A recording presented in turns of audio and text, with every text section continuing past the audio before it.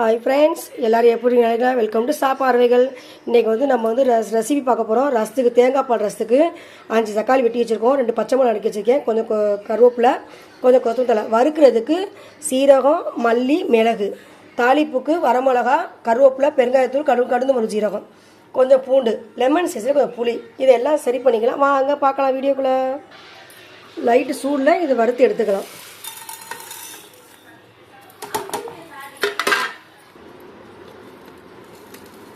வறுத்த மல்லி, மிளகு, சீரகத்தை நுணுக்கிக்கலாம். இப்போ 1-2 நுணுக்கிக்கணும். இப்போ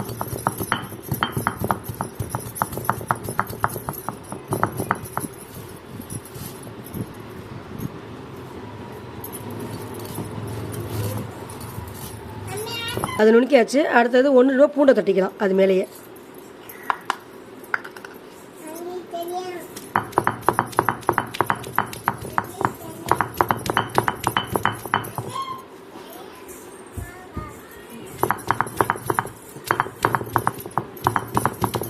அம்மியில் அரைச்சி வைக்கிறதே ஒரு ருசி தாங்க ஃப்ரெண்ட்ஸ். செம்ம டேஸ்ட்டாகவும் இருக்கும், சுவையாகவும் இருக்கும் உங்களுக்கு ரசம். நம்மளுக்கு புளி கரைச்சாச்சு. அடுத்தது தக்காளியை 1-2 நசுக்கிக்கலாம். கையில் நசுக்கிறதே ஒரு சூப்பராக இருக்கும் டேஸ்ட்டு. அடுத்தது கருவேப்பிலை சேர்த்துக்கிறோம் அதுலேயே. அடுத்தது கொத்தமல்லியை சேர்த்துக்கிறோம், ஒரு கைப்பிடியான கொத்தமல்லி. எல்லாத்தையும் சேர்த்து நசுக்கிக்கணும் 1-2. புளியை தக்காளி புளியாக இன்னும் சேர்த்து கரைச்சாச்சு. லைட்டாக மஞ்சத்தூள் சேர்த்துக்கிறோம்,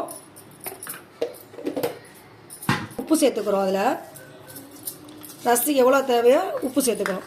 எல்லாம் சேர்த்து நம்ம கூட்டி வச்சுக்கணும். கையில் நல்லா நொறுங்க பிணைஞ்சாதான் ரசம் செம்ம டேஸ்ட்டாக இருக்கும்.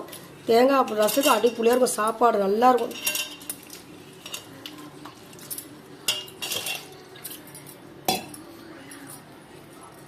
நம்ம தாலி பார்க்க போகிறோம்.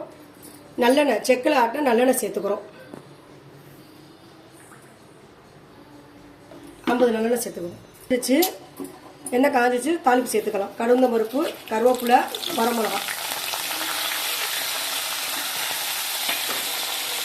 தட்டி வச்சுக்கிற பூண்டு, மிளகு, சீரகம், முழு மல்லி தட்டிக்கலாம். அதையும் சேர்த்துக்கலாம்.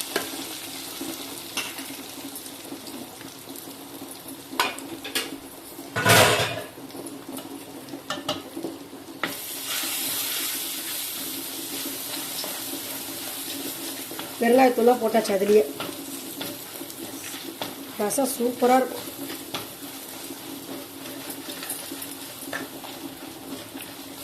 கொஞ்சம் கருக விடாமல் தாளிக்கணும். தாளிப்பு ரெடியாகிடுச்சு. நம்ம கூட்டி வச்ச ரசம் சேர்த்துக்கலாம்.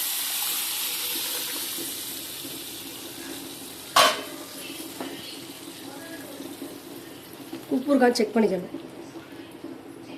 பார்த்தாடி உப்பு சேர்த்துக்கலாம்.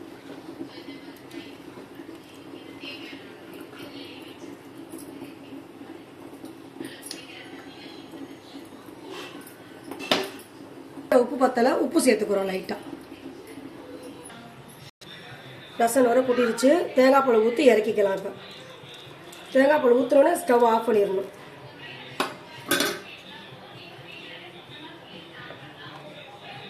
ரசம் ரெடி ஆயிடுச்சு. இந்த வீடியோ பிடிச்சா சப்ஸ்கிரைப் பண்ணுங்கள், ஷேர் பண்ணுங்கள், கமெண்ட் பண்ணுங்கள் friends. Take you friends. Bye friends.